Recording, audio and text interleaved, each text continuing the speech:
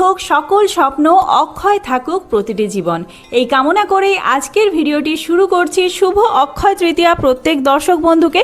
সামনেই আসতে চলেছে অক্ষয় তৃতীয়া ব্রত। তবে আপনারা এই বছর 2026 সালে অক্ষয় তৃতীয়া ব্রত কবে পালন করবেন? পঞ্জিকা অনুসারে সঠিক সময়সূচি 19 এপ্রিল নাকি 20 এপ্রিল কবে করবেন অক্ষয় তৃতীয়ার পুজো? অক্ষয় তৃতীয়ার দিন লক্ষ্মী গণেশ পুজোর শুভ সময়, হালখাতা পুজোর শুভ সময়, এছাড়াও গঙ্গা স্নান এবং দানের বিশেষ শুভ সময় কি রয়েছে তা তো আমরা জানবই। তার সাথে জেনে নেব এই দিন কি কি কাজ করবেন আর কোন কাজ করবেন না। এমন কি কাজ রয়েছে যেই কাজগুলি করলে আপনারা পূর্ণ ফল লাভ করতে পারবেন সারা জীবন। এছাড়াও বাড়িতে এই দিন কিভাবে লক্ষ্মী গণেশ পুজো করবেন যাতে মা লক্ষ্মী অত্যন্ত সন্তুষ্ট হন, এই সমস্ত কিছুই জানবো আমরা আজকের ভিডিওতে। তো চলুন বন্ধুরা, দেরি না করে ভিডিওটি শুরু করা যাক। যদি আমার চ্যানেলে নতুন হয়ে থাকেন অবশ্যই চ্যানেলটি সাবস্ক্রাইব করে এবং ভিডিওতে একটি লাইক করে শেষ পর্যন্ত সাথে থাকবেন। আশা করি ভিডিওটি আপনাদের জন্য খুবই হেল্পফুল হবে। ভিডিওটির মূল পর্বে যাওয়ার আগে মা লক্ষ্মী দেবীর অশেষ কৃপাতে কমেন্ট বক্সে লিখুন জয় মা লক্ষ্মী দেবীর জয়। বৈশাখ মাসের শুক্লপক্ষের তৃতীয়া তিথিতেই অক্ষয় তৃতীয়া পালিত হয়। শাস্ত্রীয় ও বৈদিক বিশ্বাস অনুসারে এই পবিত্র তিথিতে কোনো শুভ কাজ করলে তা চিরকাল অক্ষয় হয়ে থাকে। কারণ অক্ষয় শব্দের অর্থ হলো যার কোনো ক্ষয় হয় না বা যা কখনো শেষ হয় না। তো চলুন বন্ধুরা, এবার জেনে নেওয়া যাক যে এই দিন আপনারা এমন কোন কাজগুলি করবেন যাতে পরিবারের শুভ শক্তির আগমন ঘটবে, অশুভ শক্তির বিনাশ হবে এবং সুখ সমৃদ্ধি বাড়বে আপনার পরিবারে। এই দিন সকাল সকাল স্নান সেরে নিন, শুদ্ধ পোশাক গায়ে চাপিয়ে যথাসম্ভব কিছু দান করুন এবং পুজো করুন, এতে সংসারে মঙ্গল হয়। গণেশ ও মা লক্ষ্মীর মূর্তিতে সিঁদুর লাগান এবং পুজো করতে হবে। ঈশ্বরকে ফল, মিষ্টি, ভোগ প্রসাদ ইত্যাদি নিবেদন করুন। বিবাহিত হলে যে কোনো এও স্ত্রীকে আলতা ও সিঁদুর দান করতে পারেন, এতে করে আপনার সিঁথির সিঁদুর অক্ষয় হবে। তামার ঘট, নারকেল, সুপারি ও চন্দন কাঠ দান করাও অত্যন্ত শুভ। এছাড়াও এই সমস্ত জিনিস আপনারা পুজোর স্থানে রাখবেন। সোনা, রূপো কিংবা অন্য যে কোনো ধাতুর জিনিস কিনতে পারেন। যদি সোনা, রূপো কেনা সম্ভব না হয় তাহলে কাঁসা, তামা, অন্যান্য পেতল এই সমস্ত জিনিস কিনতে পারেন, তবে লোহার জিনিস কিনবেন না। জামা কাপড় কিংবা অন্ন তুলে দিতে পারেন দুস্থদের মুখে, এতে সংসারে শান্তি আসবে। সন্ধেয় আবার হাত মুখ ধুয়ে গণেশের আরতি করুন এবং গণেশ এবং মা লক্ষ্মীর মূর্তির সামনে একটি ঘিয়ের প্রদীপ অথবা সর্ষের তেলের প্রদীপ জ্বালান। লোভ সংযত করে ঈশ্বরের আরাধনা করার পর পরিবারের সকলের মধ্যে প্রসাদ বিতরণ করুন, এতে আপনাদের সকল মনস্কামনা পূর্ণ হবে। এবার চলুন জেনে নেওয়া যাক বেণীমাধব শীলের পঞ্জিকা অনুযায়ী এই বছর অক্ষয় তৃতীয়া ব্রত আপনারা কবে পালন করবেন। 19 এপ্রিল এবং 20 এপ্রিল দুই দিনই কিন্তু পড়েছে অক্ষয় তৃতীয়ার তিথি। তিথি শুরু হচ্ছে 5ই বৈশাখ রবিবার 19 এপ্রিল দুপুর 1:14 পর থেকে।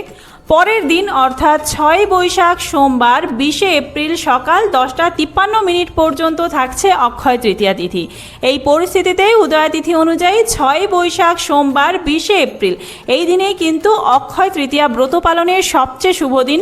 এই দিনেই পুজো পাঠ, হালখাতা, ব্যবসা বাণিজ্যের পুজো সমস্ত কিছু হবে। এছাড়াও গঙ্গা স্নানের শুভ সময়ও এই দিনেই থাকছে।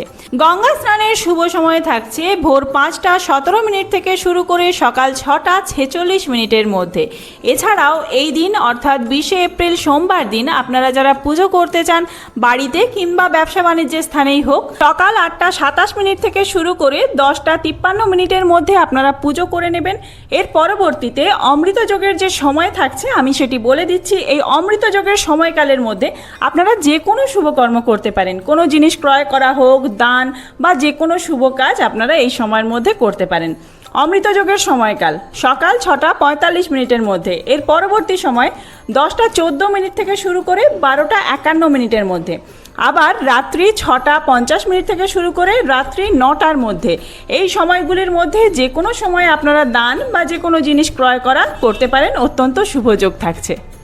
এই শুভ সময়ে কোন কোন কাজ আপনারা করতে পারেন? বেণীমাধব শীলের পঞ্জিকা অনুযায়ী অক্ষয় তৃতীয়ার এই শুভ সময়ে গায়ে হলুদ, সাত ভক্ষণ আইবুড়ো ভাত খাওয়া, নামকরণ, দেবতার মূর্তি তৈরি, নতুন ব্যবসা শুরু করা, গাড়ি ও বাড়ি কেনা, বাড়ি তৈরির মতন যে কোনো শুভ কাজ আপনারা শুরু করতে পারেন।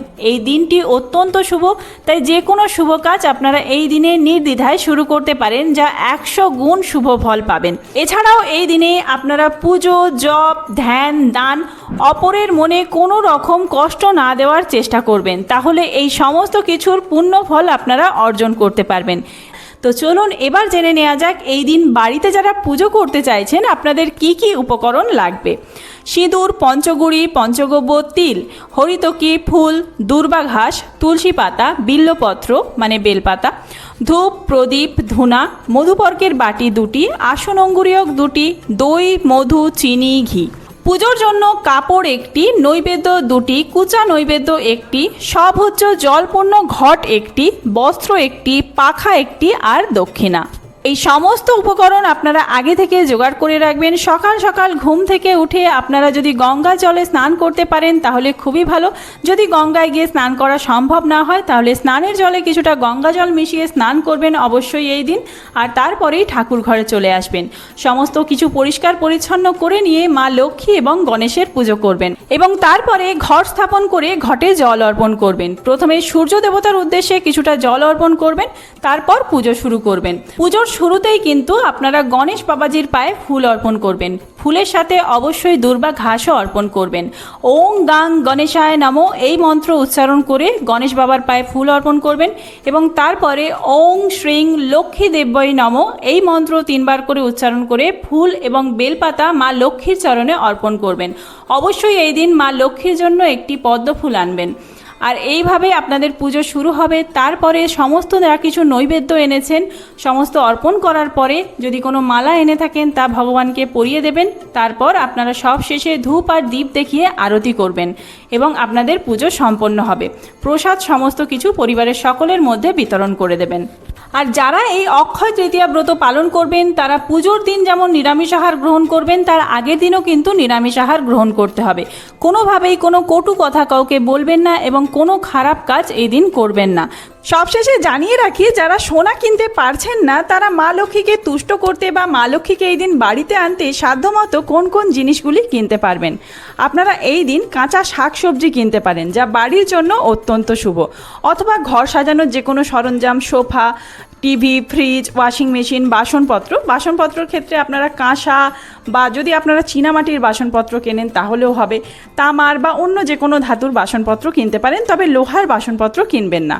আর এই দিন গৃহস্থালির জন্য চাল, ডাল, গম, ভুট্টা, বার্লি ইত্যাদি শস্যদানাও কিনে আনতে পারেন। এছাড়াও ঘি কেনা এই দিন অত্যন্ত শুভ। ঘি কিনে আনলে সেই ঘিয়ের প্রদীপ অবশ্যই জ্বালাবেন মা লক্ষ্মী এবং গণেশ বাবাজির সামনে। এছাড়াও এই দিন বাড়ি কেনা, গাড়ি কেনা, জমি ক্রয় করা, নতুন কোনো স্কিমে বিনিয়োগ করা, যে কোনো শুভ কাজ এই দিন শুরু করতে পারেন। আপনার সাধ্যমতো যে কোনো শুভ কাজ অক্ষয় হয়ে থাকবে। তো বন্ধুরা, আজকের ভিডিওটি এই পর্যন্তই। খুব তাড়াতাড়ি নতুন কোনো ভিডিও নিয়ে আসছি।